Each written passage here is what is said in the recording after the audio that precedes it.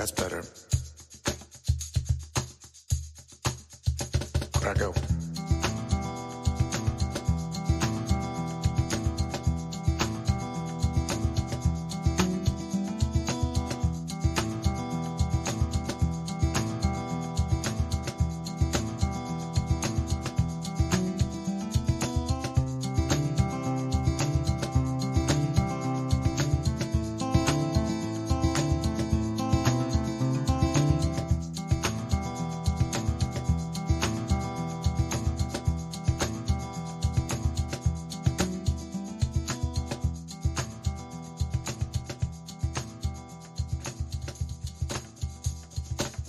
That's better. Where'd I go?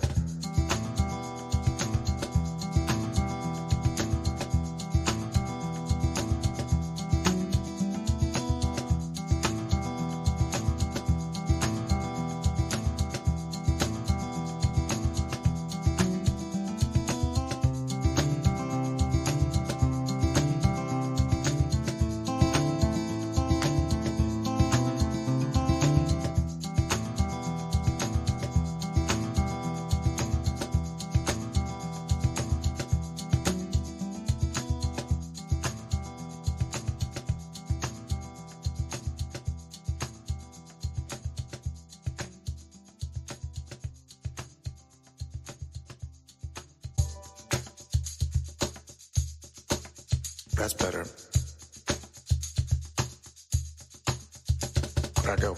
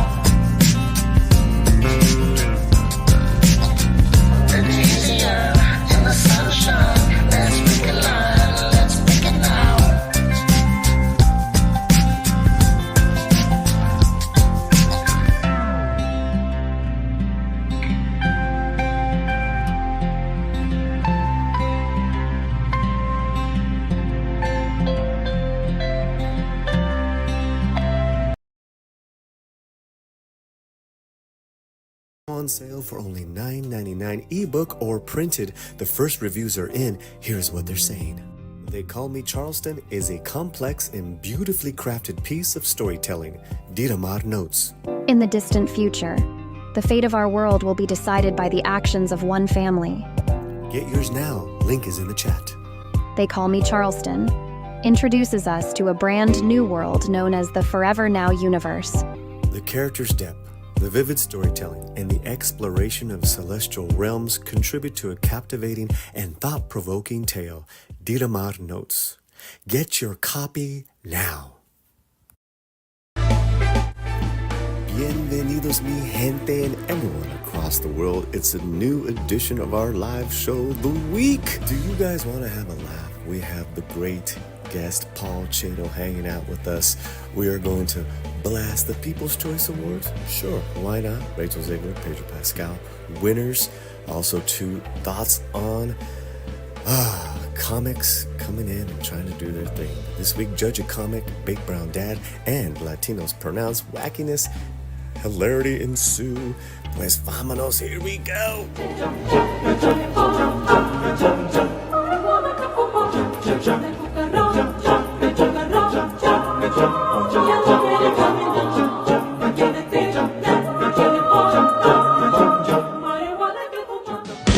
Hey baby, ¿qué pasó?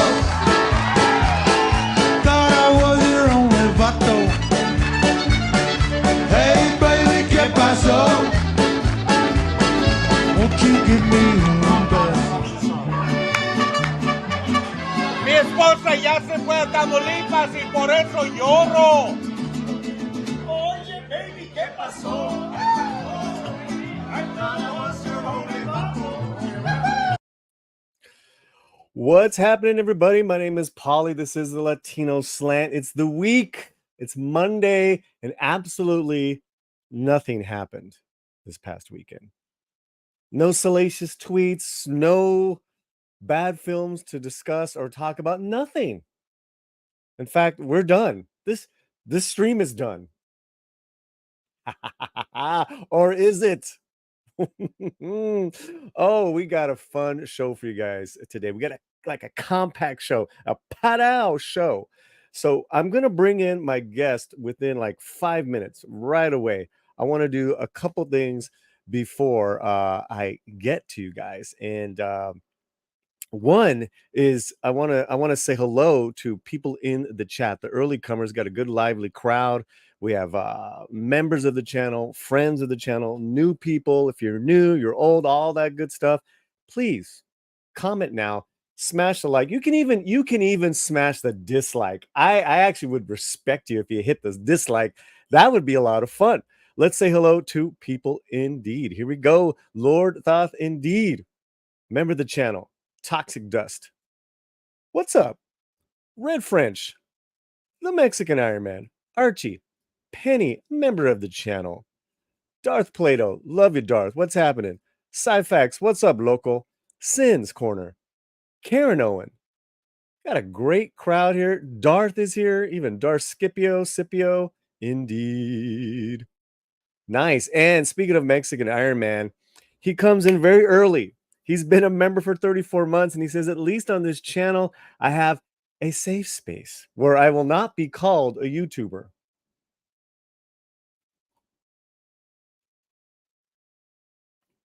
Thank you for your chat. Your membership chat. Hey, let's do 2 things as far as like pay some bills here, okay? One, you guys can get this nifty t-shirt now. Defund the Thought Police. Defund the Thought Police t-shirt. It's one of our popular shirts. I think we've sold in the past 2 years 3. So we're looking up. The sales are looking up, guys. We had a sale last month. Come on. Ra-cha-cha. Ra-cha-cha. I tell you, the comedic stylings. And one more alert, guys. As you know, I've written a book. It's a novella. It's on sale now at our site, $9.99. You can order print on demand or just get the ebook. I'd get the print on demand. It's a nifty little book, but I wrote it. I wrote that. You shut up, Paul. Okay, let's do one thing really quick, and then we're going to bring Paul in. And you guys have been waiting for it. Is my full review on the 2-parter docuseries from Oxygen Channel. It is Selena and Yolanda, The Secrets Between Us. Episode 1, here's my first impressions. It's called The Woman in the Red Truck. This is, without a doubt, if you're a Selena fan, this will absolutely enrage you, because what this documentary, what this series is trying to do is state a case that perhaps Yolanda wasn't all that bad. It's so bizarre. And yet it is intriguing and fascinating that not only her family comes out of literally out of the darkness to defend her, but also different investigators who worked on the case bringing up things now. Yeah, it's like that, to where at the end of the part 1, I was intrigued. I already known that there were some dark characters involved surrounding the Selena family, in the family, and they insinuate in this documentary that those dark figures, in fact, did a mafioso thing on Yolanda to scare her out. Pretty crazy stuff, and yet stuff I've heard of as far as rumors for decades now. But the point is, and I go into it in my full review that I'm going to have up on our website. Selena's dead. Her voice has been gone, as far as her any new voice, for decades, almost 30 years now. Yolanda's not, but she's up for parole next year. So that shows me that they're trying to shed some light of humanity in this situation. The other thing too is, no matter if it's like a Bob Marley, or you take whatever celebrity that surrounds themselves with their people. These are people that they trust, that are loyal, which is a lot of times you'll see family members with them for decades, for life, because it's about loyalty and trust. And you hear crazy stories from embezzlement and, yes, unfortunately, murder that happens to these celebrities. Whether these are master manipulators, which I think Yolanda is and will be, which is what I still saw in her interviews from behind bars. Which listen, as a a true crime, just enthusiast that me and Romy are, we loved watching it. But hey, that person is a master manipulator. Those people prey on said celebrities that are maybe a bit naive, don't know the ways of the world, and are far too trusting. And in this case with Selena at the time, too young.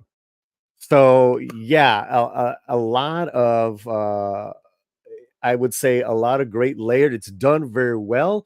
If you can get through the fact that this is actually produced, I would say watch it. That is my first impressions. I want you to check out my written review, and then part 2 as well. Part 2 is called Room 158, which is the fated room where Selena lost her life. So those are my first impressions. We have been getting just a cream load of views, of comments. In fact, as of today, we just passed 1 million views on the channel. Our little channel, making things happen. Okay.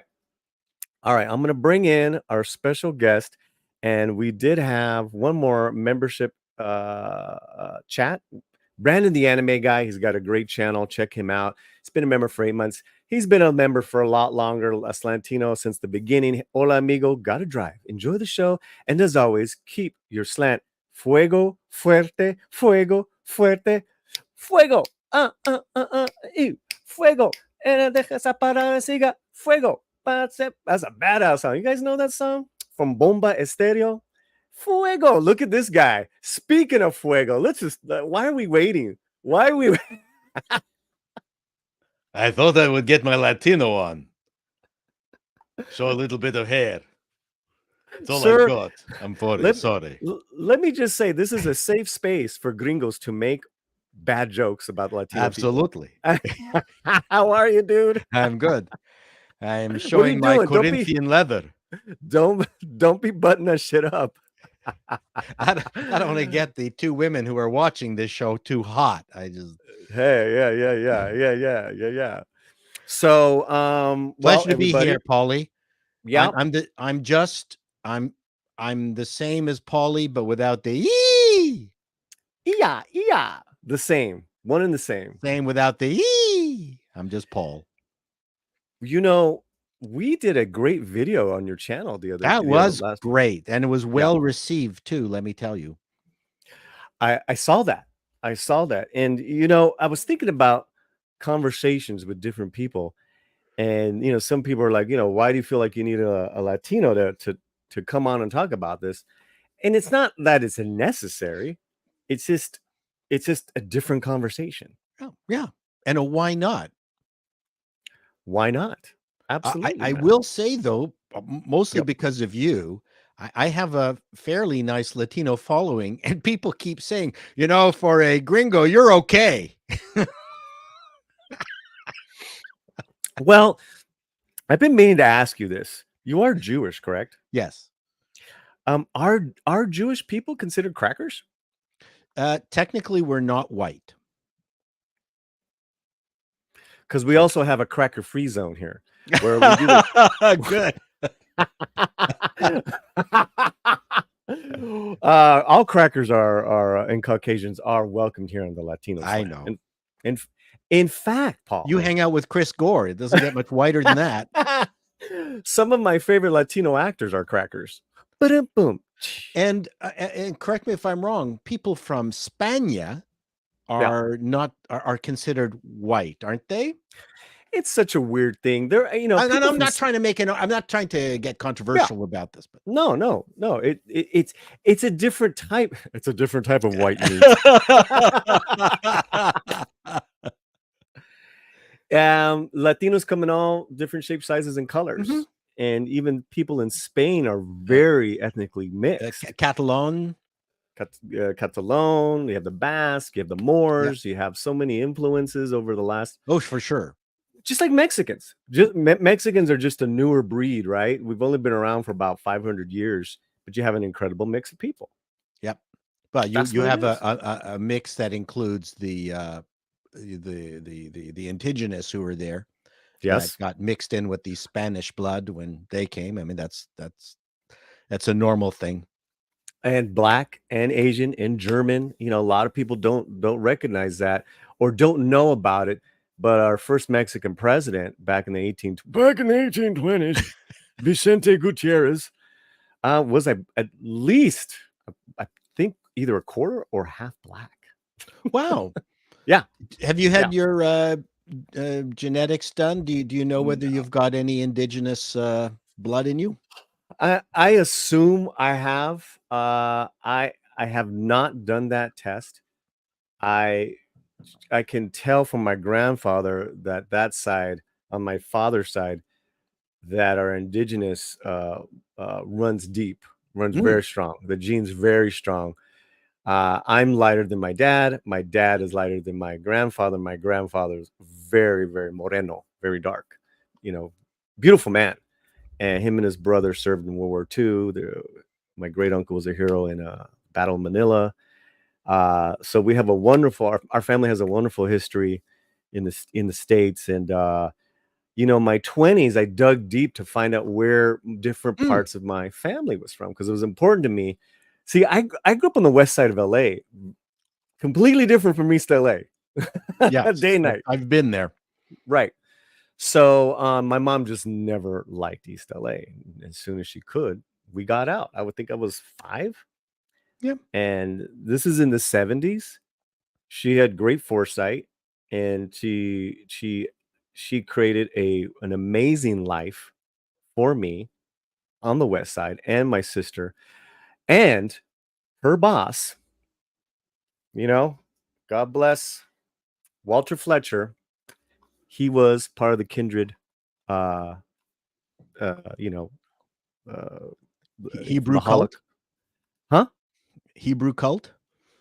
Kindred? Hebrew cult? No. Wasn't it? Maybe I'm getting the transports that transported the kids out of you know, they saved the Jewish kids. Yes. Yeah. Yeah. Okay. Yeah. I mean, there's all sorts of, depending on which country you're talking about. Okay, and then yeah. So listen. What I'm saying is that Mr. Fletcher was, you know, was a survivor, and he opened doors for me and my mother that, it's everything. It's everything.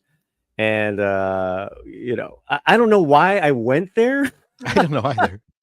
We were talking about Jews Well, and being Latino. I thought you were going to have, for a Jew, you're an okay guy. I think that's what I wanted to say. And that word Jew can be really tainted. You can really Some people just can't pronounce it correctly. So some people, it comes out in a very kind of spitty kind of way where it's an accusation. But yeah, it's an accusation, right? Just like spit. Now, I mean, just an interesting story. Yeah. When I was very young, early 60s, I would actually sneak down and listen to the parties that my parents had with fellow Hungarian Jews that came over on the boat. And I didn't really know they were Jewish at the time, of course, because I was raised a Presbyterian and didn't find out until I was 18 that I was Jewish. But and I guess every ethnic group did that and does it, but they were using words, which I won't get into, Hungarian words that would be derogatory towards people of other race. I mean, other ethnicities. Yeah. They spoke in a racist way. Yeah. Okay. Yeah. It's very human. And I remember, and I'm being completely honest about it. Okay. Yeah. But the thing is, every single person, the men at least, were all businessmen, engineers, science, medical guys, and every single person had employed a person of color. And so even though they talked and put people down in that jokey kind of way that people do with other people, that all of them. Now, my godmother, Anna, who had a jewelry store and was the premier jewelry location for athletes in Toronto at the time. So if in the 60s you were a Toronto Maple Leaf, Toronto Argonaut football guy, you would be down there at her place on Richmond Street getting big, huge frickin' gold things on your hand. And she employed an Arab as her jewelry maker, and for the entire time. And he was as loyal as anything. So and you know what? The hypersensitivity that we have now, I don't condone people talking smack about other people, but they were at least proof in that time that it's what you do that's important, not how you talk. It's like it's your actions are actually more important than anything else. And they demonstrated that in work, they didn't care. It was a meritocracy. They hired the very best people possible. Correct. And getting this back to my mother's boss, Mr. Fletcher, and my mom worked her tail off for him for decades, and it was it was an amazing career that she built out. Sure, he gave her the opportunity back in the 70s, but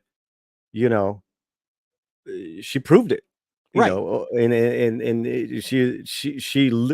him and her and people like yourselves and countless stories. That's the American dream. That is what being American's all about. The opportunities, the things we do for each other.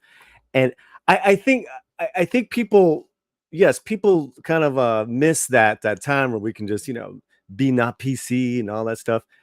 I do too, and as you can tell, we do it here. But my only caveat is I do with my friends, right? Like we've become our streaming friends, or with Gore, or with Mike.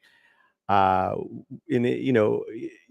can be a little wrong, and it's okay. Sure, but I mean, with as far as my parents, I never felt the need to duplicate what they were doing. What do you mean? It was of no interest to me. I do remember, I have it upstairs actually. They would play, though. We have a Dirty Calypso album called Too Hot to Handle.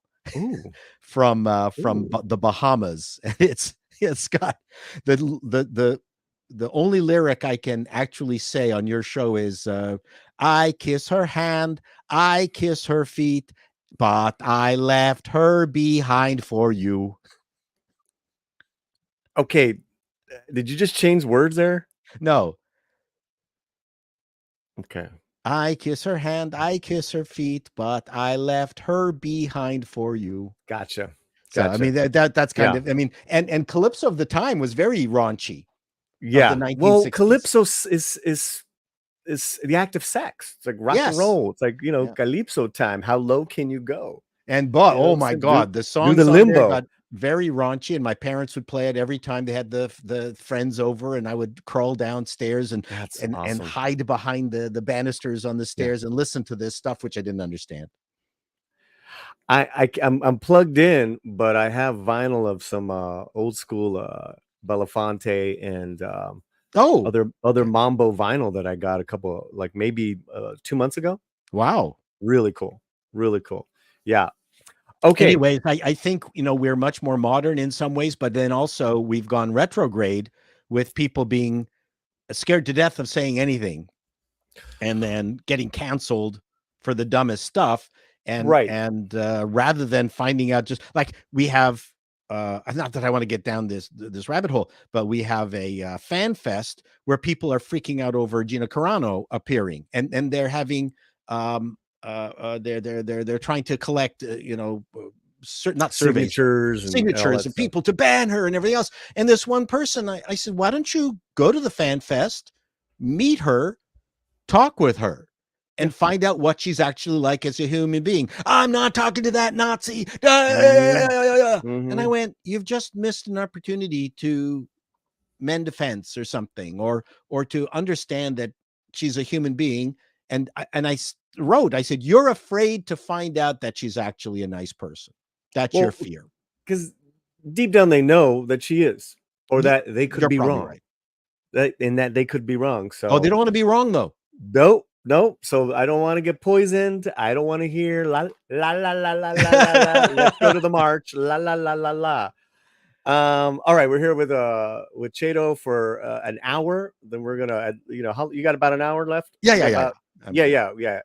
And then I'm gonna head on to that versus panel at 3 p.m. Pacific. So this is a fun day. Brand new panel. So enjoy that. And you were fun today, Midnight's Edge. I want to talk about that. Darth Plato. That was Chato's Eric Estrada impression. Chips. I remember as a little kid, like, was like, is this guy Mexican? And then they had an episode where he's with other Mexicans. He's like, and then I think one of them is Eddie Olmos, and he's like, hey man, I thought we were bros. Don't be doing that to us. And then Poncherello says, hey, cut that barrio shit out. That was so bad. That's horrible. It was so bad. but that's like the 70s way. Like that's like their woke of that time, right? That's pretty funny. Daryl Brewer, who's a member of the channel, and he hung out with me the other day on our membership stream. That was fun. So what you're saying is I have to use my 4.9% Indigenous Peoples card to be welcomed anymore? Latino slant, LOL. Well, that might be too low now. And we just call it the barrio pass here. So it's like a barrio pass. So it's whether you're black, Asian, Jewish, Indian, I don't care. It's a barrio pass. You get the pass.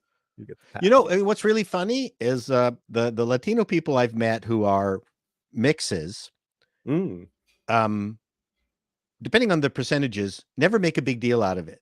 But every single black person, it seems, on YouTube or in Hollywood, they could be 1/100th black. They is black. Yeah, 100% black. I got my homies and everything else. I'm going, oh my God. 99% of you is white, dude. Like have you seen American Fiction yet?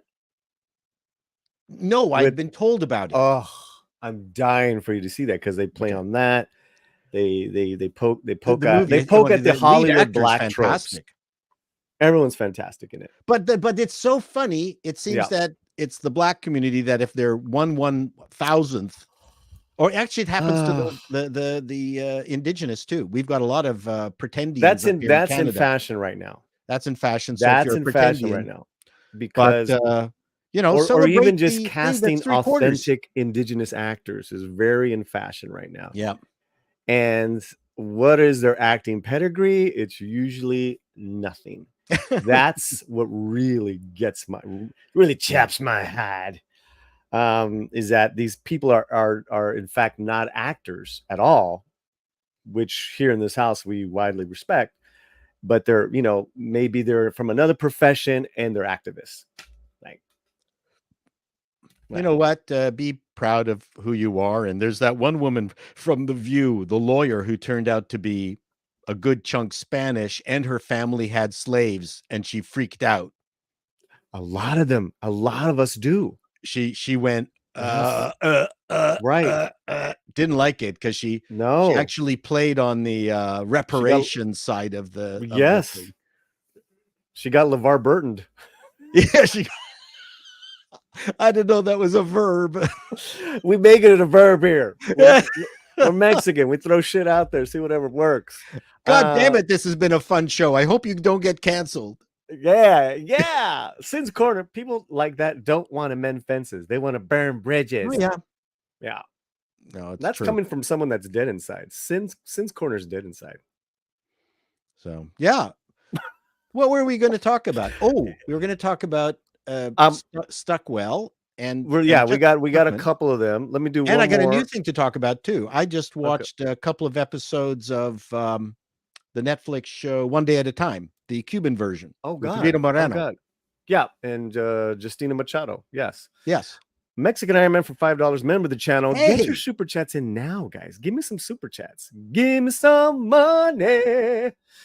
Yay! Today is double the Paul Day. However, just so we're clear, I'm Chato's #1 Mexican friend. Just saying, and plus, he's true. I call dibs on Chato. He's good. And there's even a movie featuring my name with Charles Bronson called Chato's Land. I mean, I see this. This is the white supremacy that I'm talking about. I'm chopped chorizo compared to you. Just because I'm everywhere. You're just, you got the Hungarian beef. I've got the Hungarian beef. Yes, I hurka. I cook hurka. But all right, Mike. See, this is brown on brown crime. What's going on here? Mike going and opting for the gringo, gringo Jew instead of your poor little brown friend. But that's okay, Mike. We love you so much that we have still one of your videos. So well, you're gonna launch a video? Let's do it right now. It's not long. All right, if I can find it. There it is.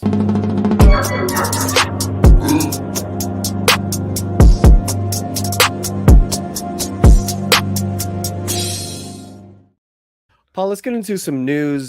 People's Choice Awards just happened, and everyone loves Rachel. Not. She won. Like, what? Best action hero? Yeah. People's Choice Awards Action Star of the Year, winning over people like Keanu Reeves and Tom Cruise, Rachel Zegler, and Male TV Star of the Year Pedro Pascal were honored last night. Mr. Chato, first thoughts? Well, I mean, the one thing you have to understand, all the you know how it's amazing that the winners are there. It's because of the People's Choice Awards are all told ahead of time. Yeah. This one's like the really any celebrity that's there, they're getting some kind of award. No, well, yes, they have been told. Like, what is Tom Hiddleston actually doing there? Because he was told ahead of time, dude, you won.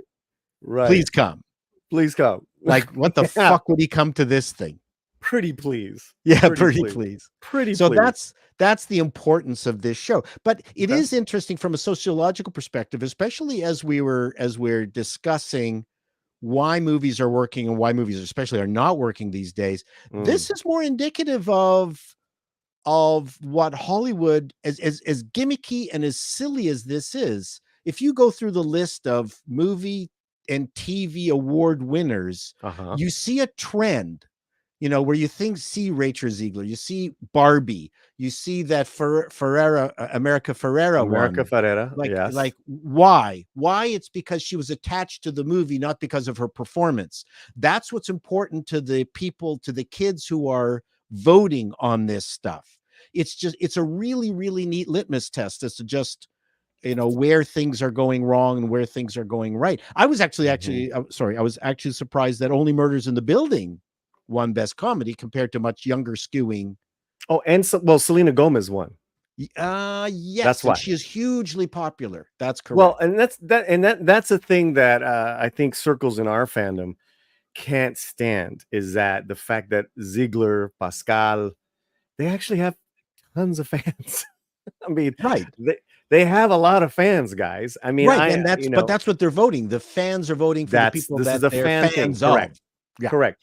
And Selena Gomez, who won last night, and so did Jenna Ortega, is taking that next step and doing a biopic. She's going to be Linda Ronstadt.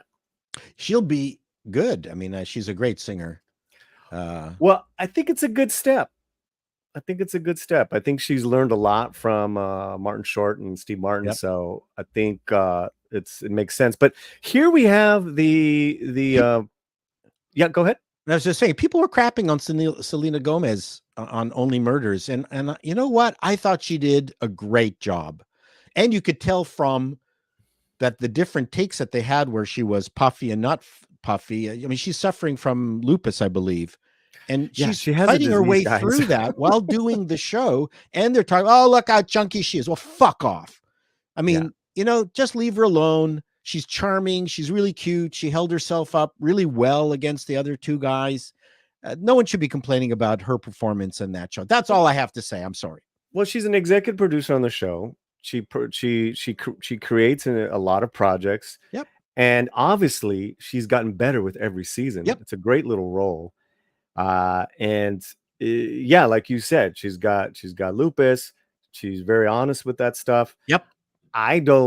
It never bothers me, as far as her looks, and the fact that she's going to take on the Linda Ronstadt project with David O. Russell as the director. Wow. Who's a huge fan of Ronstadt. She's in good hands. That is a great project. And I have not heard any that bullshit where Linda Ronstadt's white and Selena's not white. I mean, I haven't heard any of that with that movie. Well, they're both half Mexican. You know what? I know that about Linda? No, now that you mention it, I do recall. Yes, you're right. Yes. Yeah. I mean, she's proudly Mexican. I completely forgot. She grew up in Tucson. And there's a lot that Selena is going to connect with this great project. And I think it's going to be wonderful. You have everything that you want as far as a woman, a Latina, pioneer in rock and roll. It's all in Linda's story, plus all the men she dated. Hubba hubba. Great singer. Yeah. Okay, let's go on. Let's go on. I have the acceptance speech of Zegler. I think this is listen, we're just gonna have fun. Let's have fun.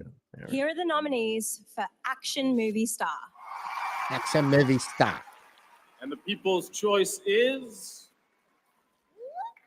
Rachel Zegler. Okay, so that's her boyfriend. I think her boyfriend puts on a better performance right now than her. He's going, I'm getting laid. I was gonna say something. That's my job. Be inappropriate. I mean, it's almost just like yeah, I'm clapping. Yeah. I'm so tired of the giant diamond. God damn it. Okay, what do you have to say, Rachel? Wow.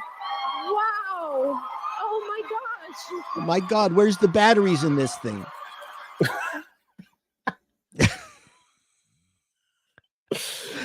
I love it. Thank you. You're welcome. I love movies. I love making them, and I am a fan of movies, and I'm surrounded by movie fans tonight, and movie fans who voted, and I'm so thankful to everyone who's ever bought a ticket and watched something that so many people have made. Oh my God. Okay, keep going. This is. For so long in this business, I didn't think I fit in, but tonight you have made me feel like I don't have to change myself to be chosen, and I appreciate you so much. It's very Sally Field. This is Yeah. very Sally No, Field. there's the witch. Oh God. She's actually a good They're actress. looking at her like, what's this bitch talking about? Thank you. Bitch. That being said, so many people made this movie.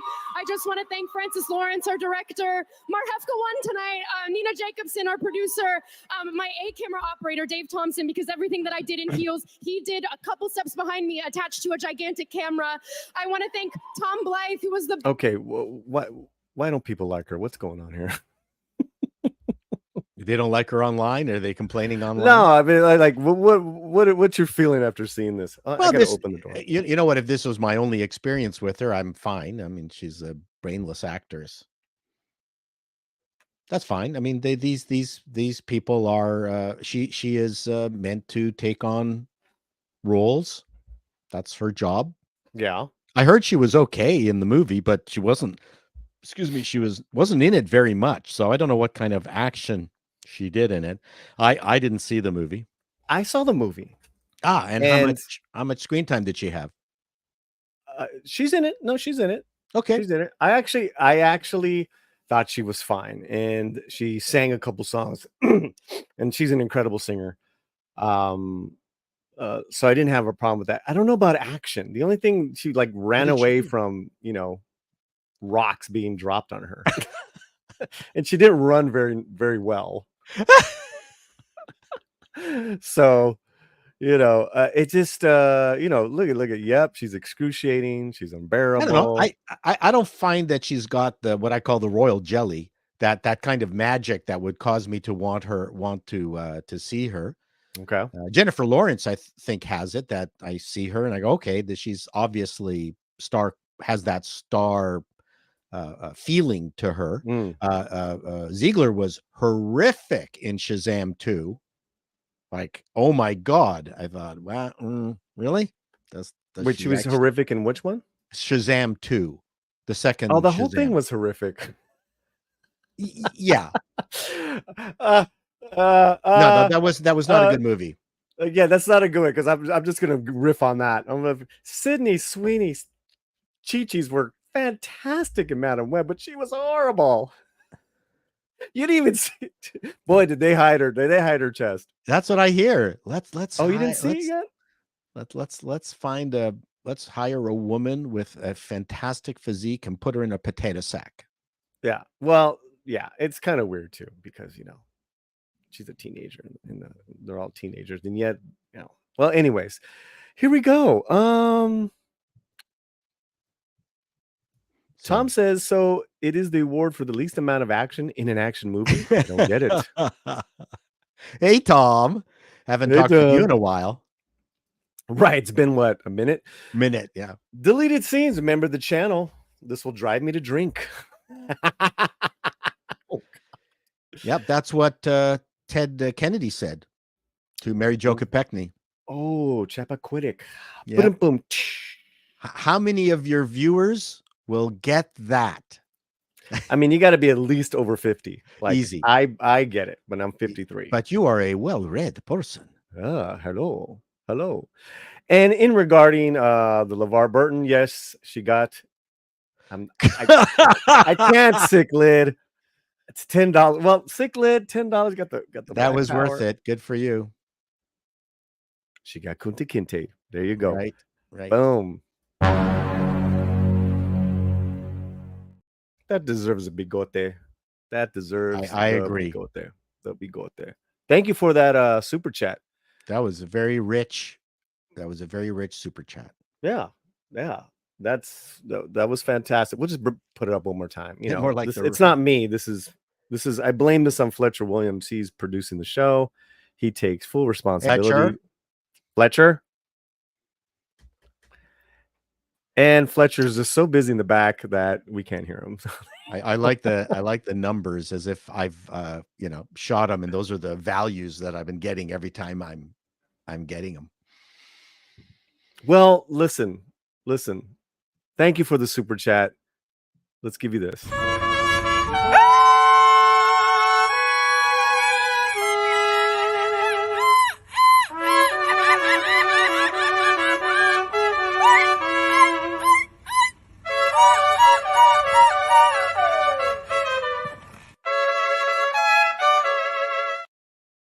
Okay, so on the other side of this is the Pedro Pascal acceptance. Big difference here already. Pedro's on set working. He's got a job. Yeah. He is the most hardest working man in Hollywood. Yeah, did you see that video where he's on the panel with Rory Culkin and these other actors? No. And he shows them how he memorizes lines. And he brings up a piece of paper, and it's code. Like, it's the first letter in each word and the last letter of a line. So it's the first and last. But it's just, and that's how he memorizes. Pretty cool. I have found that you either take the script away. I mean, the sides. Okay, let me backtrack. In a film, you're shooting about 3 minutes a day. So they will hand you the side that you need for that day. Yeah. And so there are some people who are better seeing it cold and then putting it down and then doing it. Yeah. Because once you start committing to the lines and the words, it's sometimes easier to start stumbling because what you're spending all your time trying to remember every single word. I'm actually, well, I was better at taking the script away and memorizing it as to the best of my ability. That memorizing a script was never my strong suit. And now I can't remember barely my name. I can't even remember what you just said, but but how's Romy? Romy's got, when she gets an audition, she'll print it out and she'll go out into the front, the front porch, and she just works on it. Right. She works on her character. She works on, what's her motivation for said lines, said scenes, and that's a trained actor. That's that's a so that she takes it very seriously. You have to put in so much work just to compete. So I don't know. I just thought that was really cool that that Pedro shared that with his other actors. Where Culkin I was think kind of think that's great. I found the trick to landing almost every single role, and that was to because when they're auditioning you, they aren't entirely certain of the script, and they're not totally confident. So I would rewrite my section and make it funny and add a thing that, because also they've now heard 30 other actors say the same lines. They're bored. Yes. So I go in, change it, and have some fun with it. And they go, "Whoa, oh, that's great. Never thought of doing that." And even if they don't take my changes, which why would they? Yeah. They remember it. It's a relief. I get the job. Well, it's such a gamble, right? The odds are not never in. Well, they're looking for a type. Or they're looking for a type. That's it. Or don't take it personally. No. Ooh, you stuck. Am I the only that person? being said, with this business, are we losing Chato? No, I lost you briefly. Is it me? You're back. I'm back. You're back. You were like a circle for a second. Okay. You were like, it was very prophetic. She gets worked. She gets booked, and that there is huge. Millions of people don't ever get a booked job. Nope. Okay. Touch wood. So, yeah. Okay. So let's see Pedro Pascal. Let's see Pedro. Pedro accept his award. It's amazing, JP. Thank you. I'm in Vancouver right now. I so wish I could be with all of you guys. You have no idea how much I wish I could be with you. So you can see me, like, barely be able to pick this up. I'll start by recognizing the incredible fortune of having been chosen by the incredible creators of the show, Craig Mazin and Neil Druckmann, our executive producer, Carolyn Strauss. Did you see Last of Us? Yep. What'd you think? I enjoyed it a lot. You did I believe you did some reviews on it. Yep. Yeah.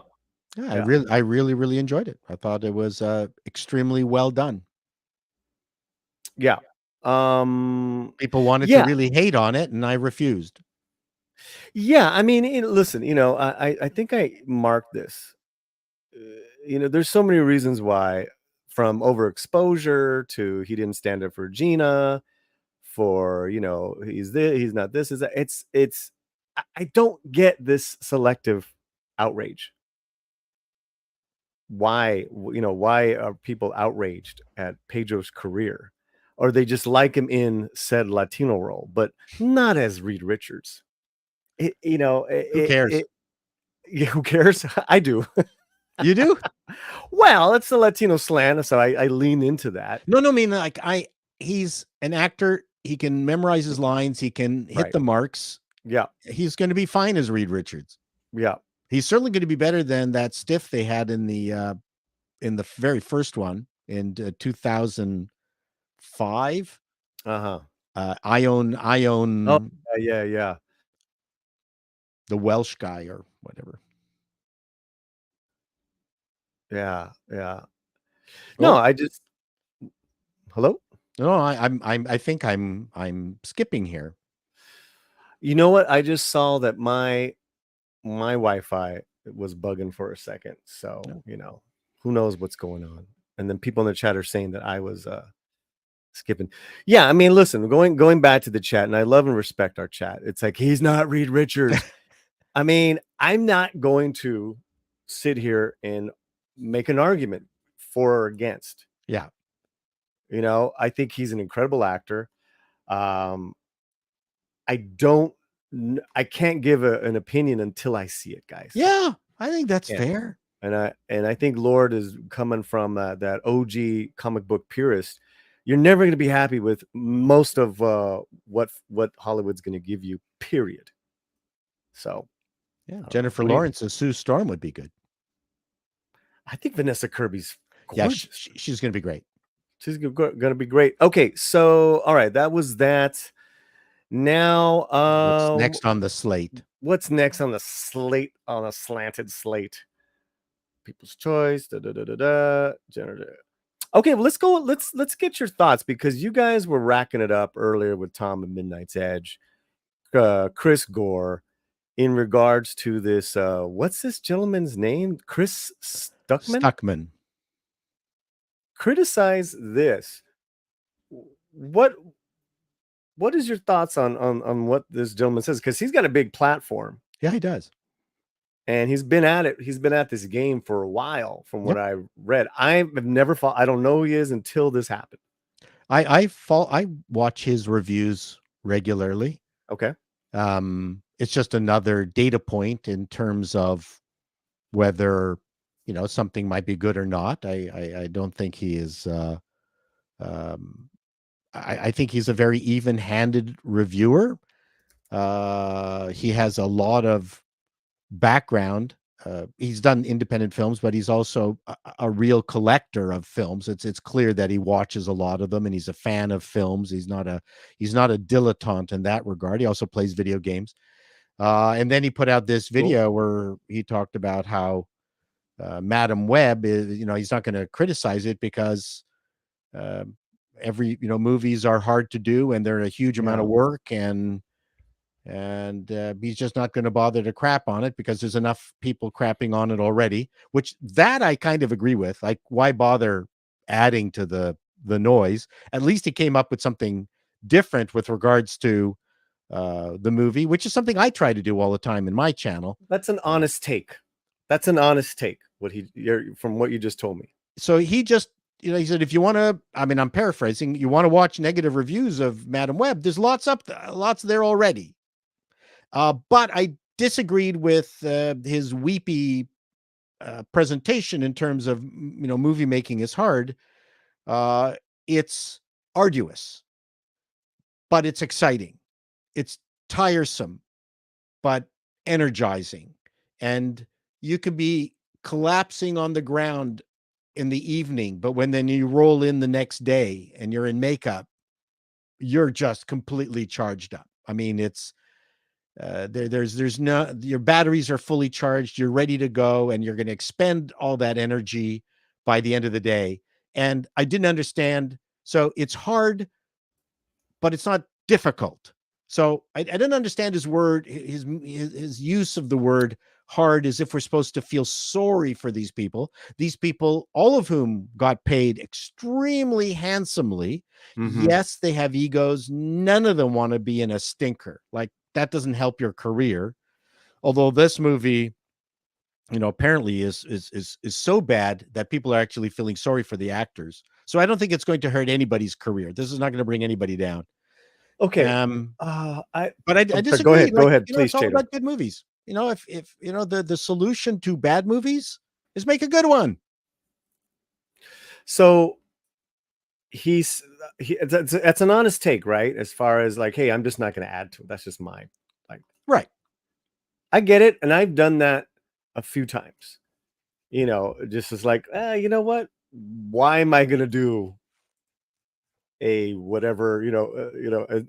Why am I going to do another Zegler hate video? Right. And then you were saying that he says that filmmaking is hard, and he's a filmmaker, right? He did an independent. Yeah, he's film done or some something? independent movies. Okay. I would say getting it financed is hard. Yeah. Making a movie is wonderful in that you're constantly solving problems, and that's all you're thinking about. You've got 5 days to shoot the film. You've blocked it out. You've planned things. You've got your locations. You're just so involved in getting it done. That's not the hard part.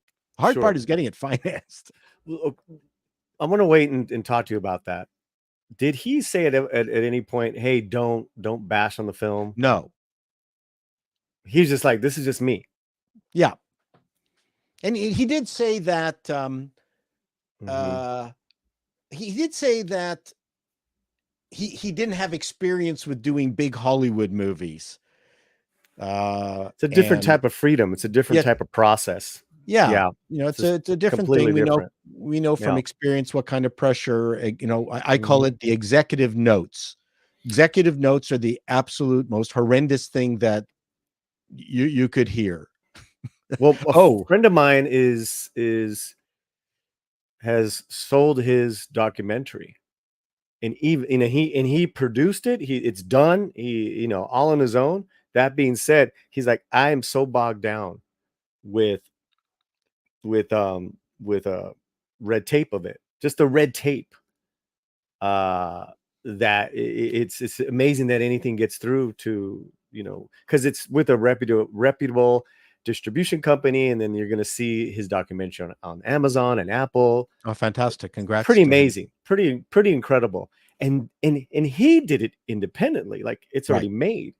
But soon as you're dealing with studios and legal, forget it. Forget it. It's a different monster. I will say this, just personally, right? I pay for most, if not like a super majority of the movies I go see, I pay out of my own pocket. Right? I am not a rich man. That's why when I say your super chats help, they really help me, so I can pay for my A-list. I can pay for this.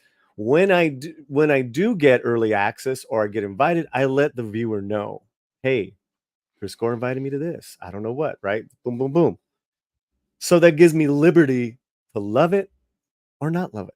Mm-hmm. And that's, these are hard-earned dollars. I mean, I work, very hard, whether it's this, doing this with you guys, my other businesses, we work very hard. So my thing is, well, if I put my money down, I can say whatever I want. Absolutely. And the other place where I thought Chris was out of line was a studio with the resources and the money that they've got should not be putting out something this shitty. Like, they have really everything at their disposal. Yeah. Good writers. They can afford good writers. Yeah. They can afford good directors. They can afford the best talent. The best talent was great. Well, most the female talent I really liked. Yeah. It's but it's the writing, it's the directing, it's the vision. It was like this. It wasn't even good bad like Morbius. It was just terrible. Like, yeah, and Morbius is an example of something that is half-assed, but is slick enough to look like it's Hollywood made. And those bastards at Hollywood, I mean, that's the one thing that differentiates a Hollywood movie from an independent movie. Even if you watch something as shitty as Uncharted, it looks like a Hollywood production. Right? Even if they have the stupid flying galleons, which would never fly in the air or fall apart. So, and an independently produced movie looks independent. I mean, they just have that feeling to it. Now, some of them, now I don't know whether it was Hollywood or not. It was the one with Alan Arkin, the Endless Miss Sunshine, or the one where the family was going in a van. Little Miss Sunshine. Little Miss Sunshine, which has a real indie feel to it. I don't know whether it was an indie movie, but that to me was one of the perfect indie movies. Yeah, Fletcher, can you find out how Little Miss Sunshine, who produced it, distribution? That'd be great. But that was a charming film.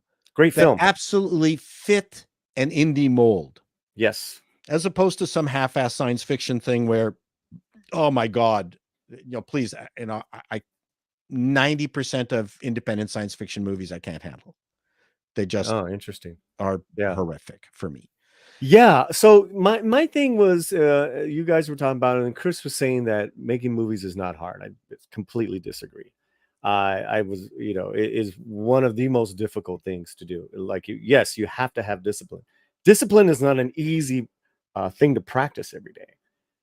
Especially if you're creative, if you're an artist, if you're a producer with your different mentality to produce. That's much different than being a creative. Creative people are often not business savvy and do not know how to work in teams. Which Gore also said, you got to make a movie. You got to have a team. It's like, right. Then how can you say this is easy? Nothing what you just said is easy. So as I said in the show, and right now, hard needs to be defined, because I've done this. It's a challenge to find the right people. Yeah. So is that hard? And I've had a DOP quit the day before shoot. Oh my God, director of photography, everybody. Yeah. Wow. So the thing is, now you're on the phone and you're trying to find someone, and I'm a problem solver. I have never not failed to solve a problem. I have utter confidence in myself. I'm like Radar in MASH, where I need to get this characters thing. Of all time. So I need to get this thing. I'm the guy who got it. I need the boots that make you look like Kiss. I went out, got them. Like never creatives failed. Are not like, but you're not like every creative. You're actually balanced on both sides of your brain. Come on. Yeah, I'm driven. If I'm in the middle of something, you can be driven and just still be on one side of your brain. Sure. You have both. You're a gearhead and also too a creative comedic writer. And I understand the finances. And you understand the finances. Like I needed you like 40 years ago. Anyways, we can do something together now. Yeah, let's do it. It's called Pablito Chat Slantinos. Paul and Polly together. Polly.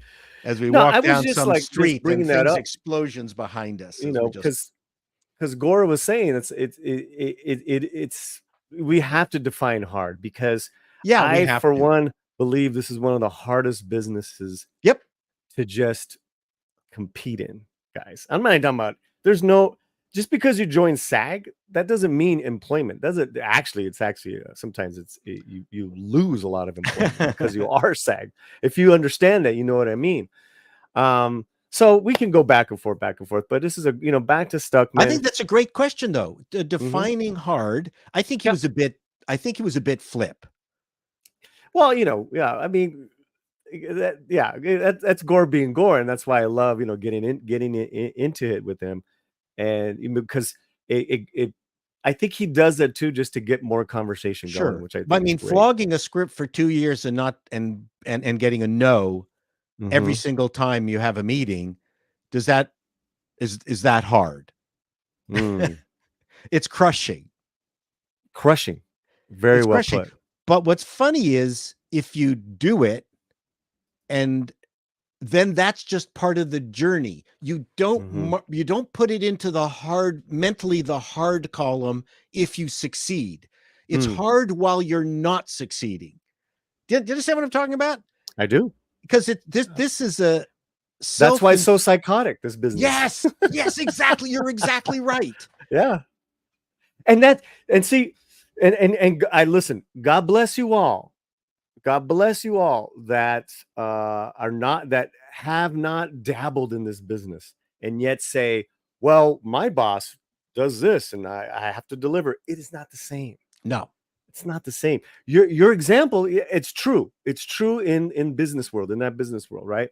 But this is the most insecure business you can imagine, and where it demands any creative to be insecure, emotionally insecure, to succeed in writing, in acting. It's just well, you've also got this Jekyll and Hyde thing where while you're defending your creative to executives, you are absolutely certain of its quality and its successful possibilities. Right. Then they go, okay, I'm greenlighting it. Here's some cash. Now you are scared to death. You're like, fuck money. I have to deliver. Yeah, like my friend I was telling you about. This is what's so crazy about it. I'm working with him on another project where I'm going to be giving notes on his script, but he's got another reality show that's his next thing, and it's a great. You'd love it. You'd love it because it's like American Pickers and history. You know, but from a Latino. I just said too much. I'm gonna shut up. don't give it away. It's just a really cool idea, but it's just so much work just to get that idea. You know, just to get anything. But you're also dealing with egos that you would never deal with at work. One time I hired a very talented actress who hadn't really worked in 5 years. Oh my God. So as soon as we signed the contract, she became the biggest pain in the ass in the world. And I actually took her aside. I said, hey, you haven't worked in 5 fucking years. Yes. Now this is what you're doing to me. Like now you're really, turning my crank. I gave you work. Like, shut up. It's like, and listen, I don't get that. And guys, what he's saying is diva. Yes. There is always on a set one fucking diva. And they'll be in the smallest role. Sometimes they won't even have a role. They'll be an extra that's a pain in the ass to someone who's actually, has speaking lines and, but it's so weird, man. It's so weird. Most everybody is really nice. And the majority are great people. And they're always coming up to you going, how was that? Was that okay? Was that okay? Man, speaking of great people, we have our producer, Fletcher Williams. You got some info for us, brother? So I guess the directors were Valerie Faris and Jonathan Dayton. The screenplay was by Michael Arendt, and it got nomination. It was just made by 101 million that is taken to be made. But I guess part of the problem is that it had like 4 writers, but only I guess 2 were named. So there was a bit of a Little Miss Sunshine we're talking about. Yeah. That's an expensive movie for its time. Or is that the box office? No, that was the box office. It was like $8 million to make it. Find out the budget, because I don't think that movie was made for more than 20 million. Max. No. My understanding was 8, I believe. 8. Yes, the budget was 8 million for it. It was produced by a company called Big Beach Films, and I guess it got moved around and stuff. But it only took 30 days to film around Arizona and Southern California. That's it. So it was pretty inexpensive. Yeah, as a genre, if one independent movie genre that's quite common is what I call a road movie. Yes. That's, planes, trains, automobile, road movie. Oh, right. Film. Thank you, like Fletch. We were talking about last year. Good. We were talking about it last year of the kid that played Luffy and Sholo would make a great cheap like road movie that Latino based. Oh yes, that's really when Chato totally offended the entire population of Mexico City. That was awesome. Good job. Luckily, I think it was Tom. First, we're gonna have drug dealers, and we're gonna call them spicorinos, and they're gonna come up from the north. I didn't say that. I would never say that. I would I'm- never say that. Not on air. Thank you, Fletch. Yeah. So there's a good example of an independent movie that people Yeah. should watch. Yeah. That is a, kind of a not a bad roadmap as to, how you can get something done. And of course, it doesn't hurt when you've got someone like Alan Arkin and then a Breslin. That girl was a great find. It launched Paul Dano. Yes. Steve Oh, he was Carell. great in it. Oh, great cast. Great Okay, cast. let's go through your chats, and then we're gonna Sure. go on to Paul. We're gonna ask Paul to judge someone's comedic stand-up. Okay. And I really do like the idea of talking about hard. What is hard about what it is that we do sometimes. But I'm telling you, when you're in the trenches and you see the set that's been built and you walk onto the set, I am so charged up. Like I will go onto the set on my own without anybody else around and just stand there and luxuriate in what was built. There's a magic. There's something very euphoric when you're on set of something that you're a part of. Yes. Yeah. Absolutely. Or, in my little example with my little novella, when I first got it in my hands, it's like, Yep. It's a great feeling. And It is a fantastic I got to feeling. get it out to you because you were one of the backers. Yep. Yes. Okay, here we go. Red French Moon for €2. Bigote is the true power. That's right. Check it out, baby. It's got I got some nice bigote oil on it. Soul Assassin Stuckman was part of the big reviewer like Jeremy Johns. Schmoes Nose and Flick Pick from back in the day. Okay. I Yep. had no idea. Jeremy Johns, Stuckman. Yeah, they're all part of the old guard. Stuckman stopped giving bad movie reviews after he became a director himself. So then shouldn't you just stop reviewing if you're going to do that? If you're just going to give good reviews, I mean, that's kind of weird. Trying to remember what he did late. I think he, I can't remember. What did he? Right. I don't know. All the reviews kind of merged I together. have no idea.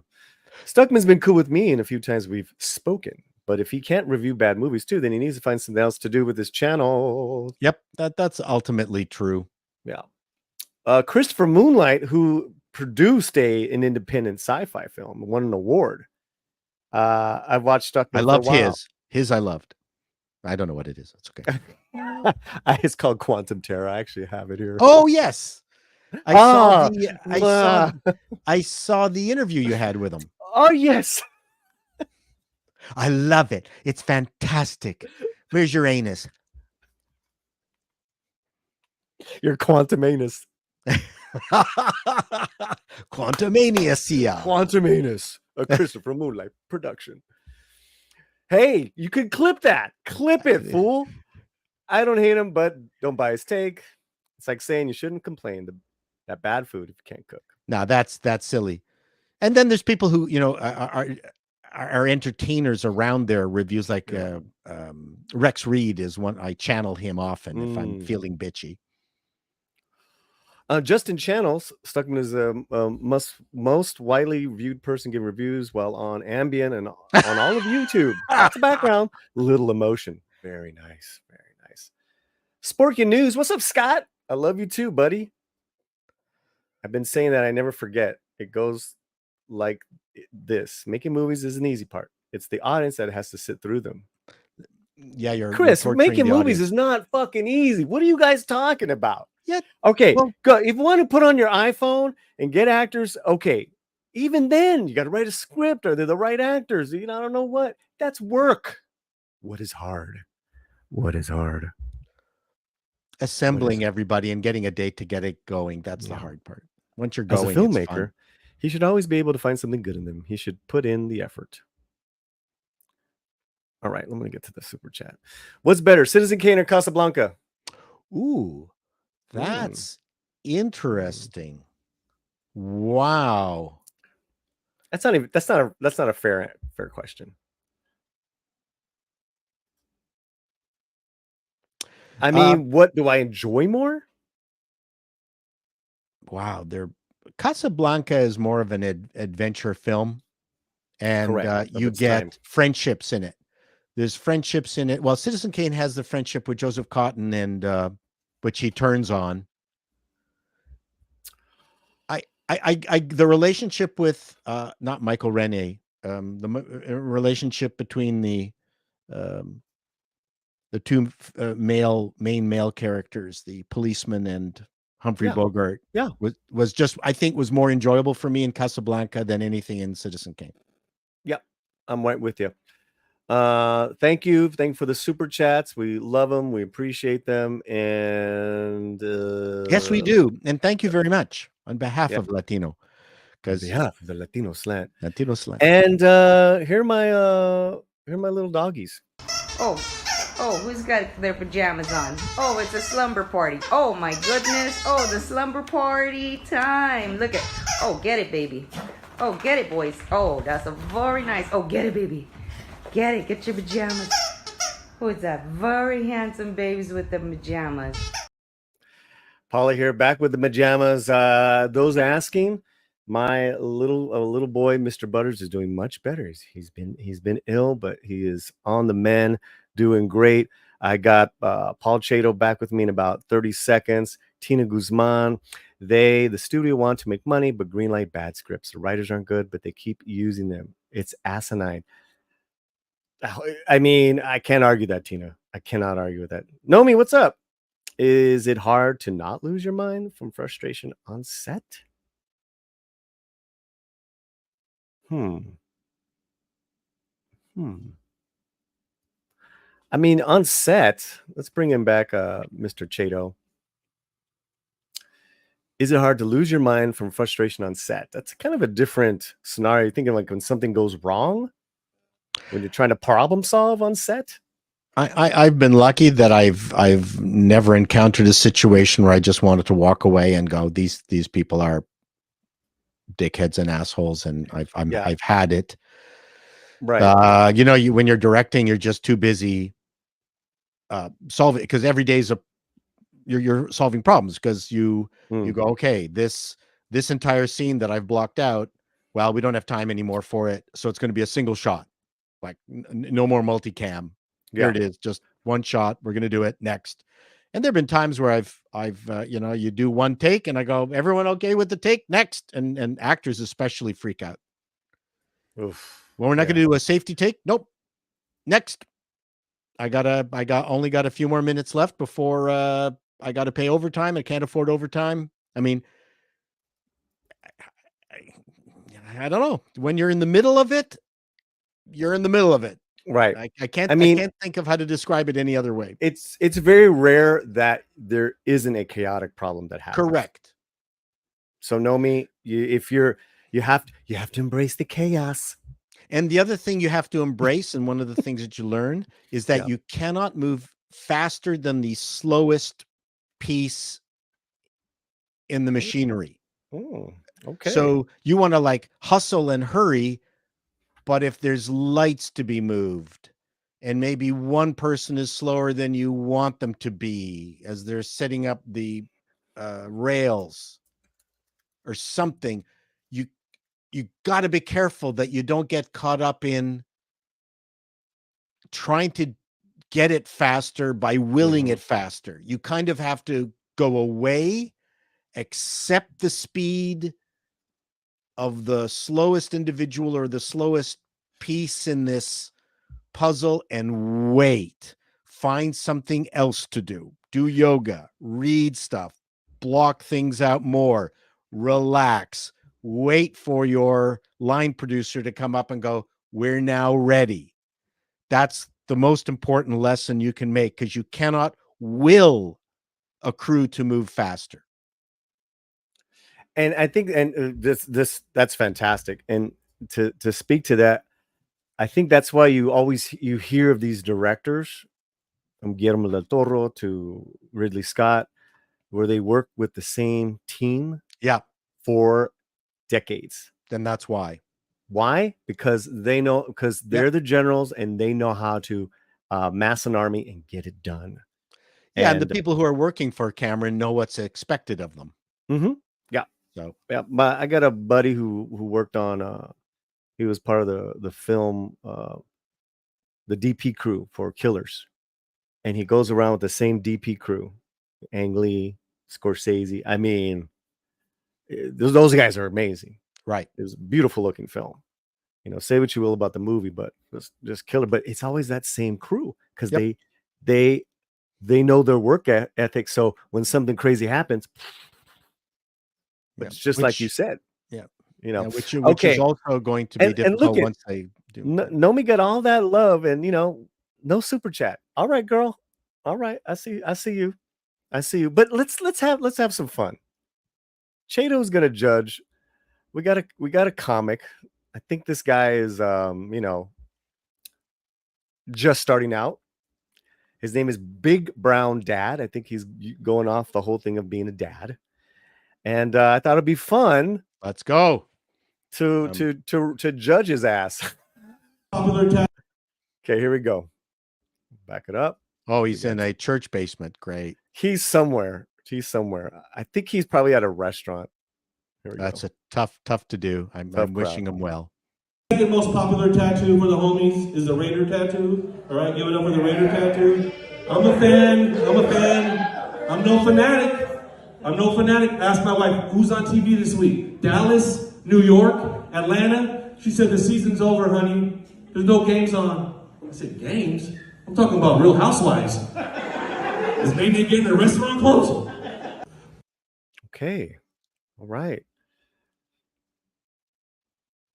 Wow. That's it? That's the routine? Well, that's the first joke. Oh, we're stopping joke by joke. You want? I don't know. This is my first time doing this segment with you. How would you like to do it? I don't know. I mean, that's let's hear some more. Okay. Probably. Before I left the house today, I asked my daughter, how do I look? She said my receding hairline reminds her of McDonald's Golden Arches. Like, damn. Hating it. I fucked up though, I'm the dumbass. I paid $50 for a fade last week. $50 for a fade. How are the prices of haircuts going up? Well, the amount of hair I have to cut is going down. That shit don't make no sense. I told my barber, hey G, the next time you want to charge me $50 for a haircut, take that razor and just run it across my neck, dog. Fuck this shit. All right, there you go. Comedic stylings of Big Brown Dad. So a couple things. Oh, it's obviously this is I can see the funny sign behind him. This is a comedy evening. So a couple things. Number one is he's I'm impressed with the fact that he memorized his stuff, didn't wait for a joke to die, and just kept on going. So he didn't get caught up in here's the joke, it didn't work, okay, now it's obvious that I'm feeling nervous and you can see me. No, he just kept on going. One of the tricks with stand-up is let the audience stop you. You just keep on going, keep going, do the joke, and if they laugh, you stop, and then maybe you riff on it or something like that, because you're using up audience goodwill if you think you're going to get a laugh every single time. On the downside, he's receding from the audience. You could tell that he was hiding. He's hiding his face. He's not pushing forward into the audience. You can see he's already behind his microphone stand. He's feeling less and less comfortable over time with his jokes. The other thing is he has not created a persona. He's got kind of the dad thing, receding hairline, stuff like that. He needs to spend time trying to figure out what kind of comic he is, because people will give you way more leeway if you have, this image. Now, it can take you forever to find it. I have seen many comics who every night I saw them do, down at Yuck when I was starting, one night they were loud. Another night they were always in pain and everything was terrible. And then another night they were, more like him, like gag, gag, gag, gag. And eventually I remember him nailing a character, which happened to be the, oh, everything is horrible, why am I here character, which killed. And that's what he did for the rest of his life. And I actually saw him not too long ago here playing, and I went up to him and I say, hey, Jeremy, how are you? And he, oh my God, Paul, how are you? Great to see you. So that was really good because I hadn't seen him in 30 years. Right. But it was fun. And, Jim Carrey, all Norm Macdonald, every single stand-up has a character. It has an identity, right? An identity. Right. Now, some are characters, like Steve Martin invented the bad comic. So that's what he was doing. He was acting his character. And that's one of the things that he did that was unique from most comedians, is that he created a separate persona where he was acting as that person. Then, I mean, again, you study all the great comedians. Phyllis Diller was the housewife who was telling everyone she was sexy, but she wore the absolute worst, dumbest, glitziest, crazy outfit. You had Toady Fields. He clearly Carol Burnett, although she's not a stand-up. Gotcha. Okay. Not all right. But you've got Moms Mabley, Red Fox. Now, I'm not saying all these people found their career at the very beginning. It can take you 5 years, 10 years before you finally find your shtick. So I give this guy credit. Okay, so let's watch it again, Paul. Yeah. Let's cliff note your notes, right? Credit for executing his material without waiting for a laugh. Right. But he was receding from the audience, like physically stepping away from the audience. Yep. And that's not good. Nope. Okay. All right. So let's listen, guys. Hey, if this becomes a segment every couple of weeks, we can we'll judge your ass. Send us your amateur. I'll come on again. This is fun. Let's watch it again. I believe it's like a total of 4 jokes altogether. Here we go. Second most popular tattoo for the homies is the Raider tattoo. All right, give it up for the Raider tattoo. I'm a fan. I'm no fanatic. Ask my wife, who's on TV this week? Dallas, New York, Atlanta. She said the season's over, honey. There's no games on. I said, games? I'm talking about Real Housewives. I didn't get this joke, but that's fine. I think she said, honey, there aren't any more games on football. And he's like, games, but there's Real Housewives. So I don't know. Yeah, I didn't. So how does this expand? It's a gag. I don't know what it has to do with his personality. Right. Is like the family banter, the odd things. It seems to me that's a joke that he just found funny that he made in his head. Yeah. In his head. Maybe. Fletcher, why don't we plug Big Brown Dad? This is his Twitter. I put in the private chat because we're judging him. Let's also support him and give him full credit. I give him major balls. He's got major balls. Yeah, and the fact that he just kept the stuff going, I think is great. But if he came out and just said, I mean, we didn't see the very, very beginning, but again, you go, hey, I'm suburban dad. I'm driving, and then and that's it. That's all he did. Yeah, then he's talking about the hair. He can talk about gotta mowing the lawn. Yeah. Okay. Then suddenly, at least he's tied it kind of loosely, together. I mean, I do a lot of, age related jokes. What did I just write today? I love Twitter because I write down my my jokes. You say nothing. You post nothing controversial on Twitter. No. So I wrote today. When you're retired, holidays feel like a ripoff. Thanks for the day off, government, but I already have the fucking day off. Do you have an alternative perk I can select? All right, here we go. So I thought that was funny. That was funny. Before I left the house today, I asked my daughter, how do I look? She said my receding hairline reminds You her should of have stayed up McDonald's at Golden the Arches. table. Right. Damn! That was a pop. That was a punch. I fucked up though, I'm the dumbass. I paid $50 for a fade last week. $50 for a fade. How are the prices of haircuts going up? Well, the amount of hair I have to cut is going down. That's good. That's good. Shit don't make no sense. A good I line. told my barber, hey G, the next time you want to charge me $50 for a haircut, take that razor and just run it across my neck, dog. Fuck this shit. I mean, he's got some good stuff. Yeah. And he had a hair theme. Right. Got to have a theme. I have a theme. So in that series of jokes, yeah, which is good. If you come up with, let's say you've got a mall joke, come up with 2 more. That's actually a Jerry Seinfeld technique.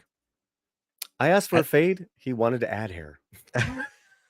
It's so much easier to be funny on the keyboard. Oh yeah, I mean it's great. And some jokes are how you construct them too. I had a joke on my stand-up where I went in and said I went into Costco to buy a large screen television. I left with a 12-pack of 60-inch Samsungs, but no one laughed. And then I went, hey, you people go to Samsung? Or you go to Costco? All us old people go to Costco. Everything is in bulk. I went in there with to buy a large screen television. I left with a 12-pack of 60-inch Samsungs. Then they laughed. Nice. They laughed because they needed the setup of the context of the context of the joke. So you learn, you learn, stuff like that. Right. Well, there you have it. Paul Chato, the comic judge. If you have get your stand-up bits, send them to me, and maybe we'll send a link to Latino Slant, and we'll go through them and be gentle. I mean, I know how difficult it is. I'm a terrible stand-up. Last segment of the day, then we're out of here. I hope you've been having fun, Paul. Thank you so much. I'm having just a great time. You are. I always love having you on, bro. I always love having you on. I mean, I'm actually jealous that Mike actually got to meet you in person. We gotta make something happen. You're just a little bit too far off on that one side. You're like Mike is only 1,000 miles away from me. Yeah. Let's go to Latinos Pronounce, and we need our intrepid Latin You did this American, to me last time. translator. We have a little bit of a twist here, because it's this one is actually how white people pronounce Spanish food. Correct, Fletcher? Yes. So homeboy went to the Pro Bowl and started messing with the Anglos. Gotcha. I gotcha. You got to mess with the Anglos. All right. So here we go. Fans pronounce Spanish foods. Yo, my man, how you say this food right here? Okay. All right. What is this, Fletcher? It's pupusas. Explain to Chato what a pupusa is. It's like a flat empanada, or just like a big dumpling that's flat. Is it made with wheat or potatoes? No. So the inside, it's usually beans and a meat, or like sometimes there's some vegetable ones and stuff like that. The outside it's like a thicker flour, sometimes made with corn. Okay, so how is this gringo gonna pronounce this, Chato? Wow. Pupusa sass. Okay, and then we got some people in the chat start getting in poop. Yeah, pupusas. That's what I'm thinking of. Poo-poo sauce. I like that. Poo-poo sauce. Okay, let's hear what he says. Poo-poo ass? There. Poo-poo ass. Poo-poo ass. Poo-poo ass. Nice. What's it? Okay. What is it, tripleta? So it's basically a sandwich. It's stuffed with like a lot of meat and your veggies. It's basically like a torta. More of it's like an island torta. And what do you think, Chato? I'm going for tripleta. Tripleta. Okay. Sandwich call right here, bro. Tripleta. Tripleta. Should have told me it was a black guy going for it. Yeah, even the black guy going. Oh, so for that it. changes. So it's not just they all think Tripleta. they're triple two. Tripleta. Triple two. Tamales. We know what tamales are. Yeah. Now it's how is this gentleman going to pronounce it? Tamales. Call right here. So this is a gringo. Okay, Tamales. Tamales. Tom Ailes. Tamales. I got to get used to the fact that they split them. I got to get into that groove where they keep. Yeah. Tall males. I'm giving them too much credit. Tall males. It's males. clear that their brains cannot process more than a few words at any one time. That's the key. I think you need to get out of that Canadian Jewish mentality. You're really overthinking this shit, bro. I am way overthinking it. What are pastelillos? Pastelillos are like empanadas. They're basically large dumplings, but these ones usually are made in the tropics. They're made with corn flour. Yeah, it looks great. I'm getting hungry. So I'm going to go with the splitting the words trick. Okay. Because they clearly don't have the CPU power to do one word all at once. So I'll go for pasty lilos. Pasty lilos. How do you say this food right here? Paste Lilo. Oh, you were close. Close. You were really close. But my splitting the word technique, that was paste lilo. Now you got to add in the lazy American thing in there. Oh, yeah. Paste Lilo. Paste Lilo. Less is more. Less is more. Paste Lilo, bruh. Wow. What's this food called right here? All right. Tostones. Well, I'm going to go for toast tones. Okay. All right. I love tostones, by the way. I had a Puerto Rican girlfriend back in the day who would make me those. Oh my. Tostones. You got it, dude. You got it. You got it. Wow.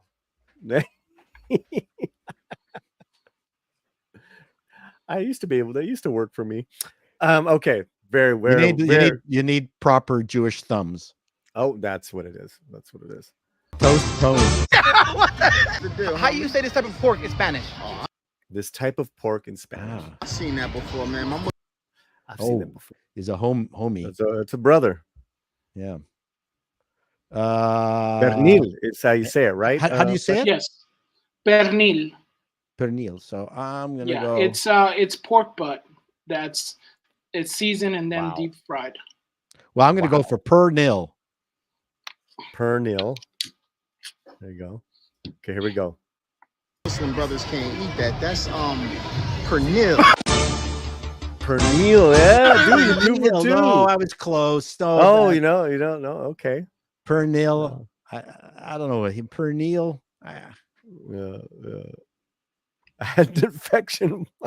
Oh my god. Whoa. Whoa. We don't want no infections. Toast ones. Yes, Karen. All right. What's this food called right here? Oof. I love this meal. This is like it's really a Caribbean cuisine, right? The Cubans make it really. Ropa vieja? Vieja. Which means old clothes. Old clothes. Ropa vieja. Okay, so that's obviously he's going to pronounce the J hard. Ropa VJ.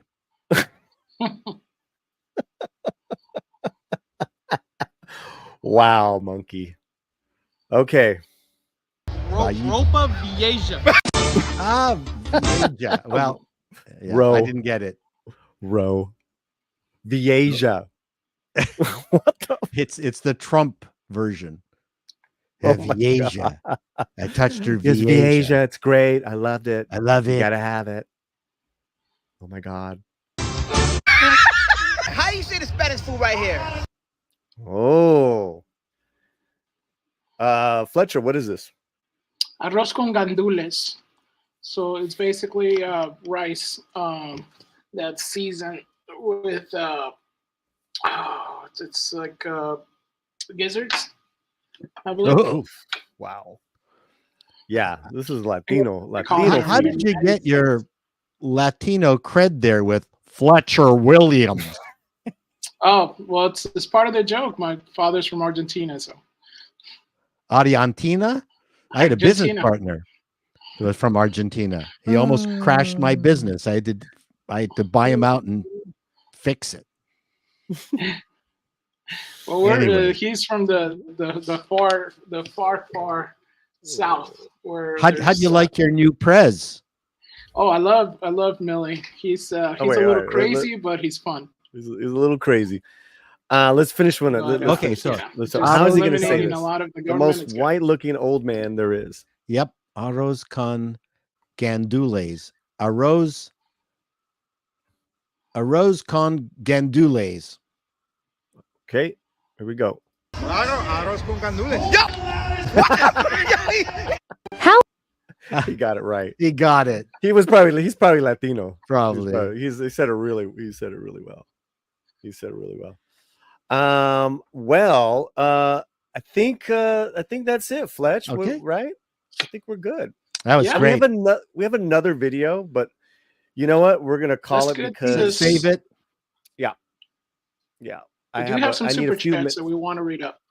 Yeah, I just want to remind you guys this stream is going to redirect directly to the verses in about 20 minutes it begins. So I am going to definitely give myself a little break.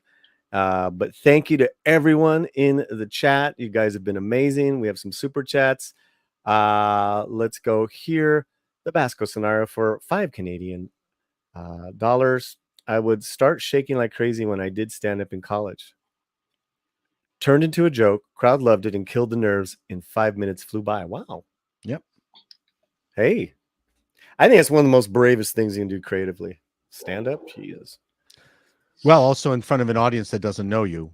It's different once an audience knows you and loves you and bathes you in their love. Wow, That's a very great different point. feeling. Great point. Know me without you for $4.99. Para mi jefe, gracias por la amor.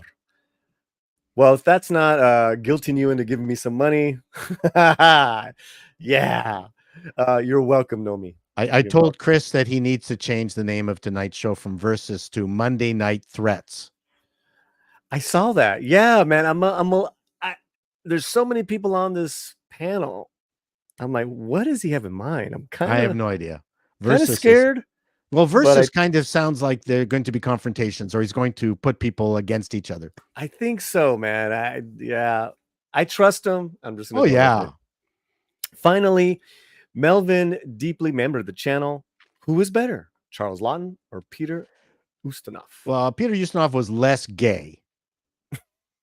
Wow.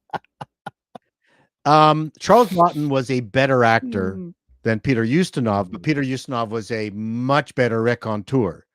He had fantastic stories.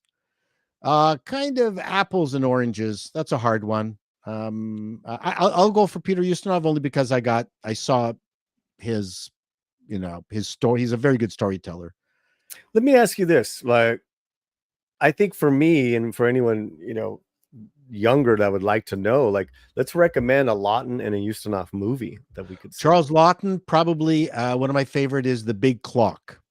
The Big Clock. Okay. Peter Ustinov. He was in some light comedies, and I can't remember them off the top of my head. Was Ustinov Perot back in the day? I think he might have done one. Didn't he do one in the 70s? He wasn't really known as an actor. When he did, no, I know. Yes. No, the Roman thing, Spartacus. He was great in Spartacus. Spartacus. That's a good one to rewatch. And he was Poirot in Death on the Nile. He was, I told you, he was no, Poirot. Yeah. You know what? He was a good. I completely take it all back. There you go. I'm now remembering more and more of the films that he was in. Yes, I am the jefe when it comes to Midnight's Edge Espanol, which is what Nomi was referring to. So, okay, what do you got? What do you got coming up, Chato? Because we love your channel. Well, I took a day off today. On Normally, solo. I would have had an appalling news. Tomorrow, hopefully, I'll have some, either a Call Me Chato or an appalling news. I got so much stuff to pick from because there's tons of appalling news out there. So if you haven't, those of you who are subscribed to Call Me Chato, check out Appalling News, spelled APAULING. Appalling, get it? News. And check out that channel where all the news is appalling all the time. And Big Brown Dad appreciates the feedback. Oh my gosh. Very cool. Well, you're very welcome. No, we listen. He and when I know Big Brown, so he's very open to that, which I think is going to make him even more successful. The fact that he's open to criticism. Most stand-ups are contrary to what people have to say. And last, but both of them were in Spartacus, Lawton and Ustinov. It's been so long. It's been so long. Yeah. Okay, guys, we're doing a hard out. Really quickly, what's happening for me this week? You'll get the reviews. I got to go watch this Indian movie, Freaky Tales, and then I'm coming up in minutes. I'm on the Film Threat. And next time we can talk about One Day at a Time, the Cuban version. Yes, that was yes. Let's book you for maybe in another 2 or 3 weeks. Sure. All right, guys. Be well, everyone. Head on over to Film Threat. Much love, everyone. Thanks, everyone. Keep Bye. it fuerte.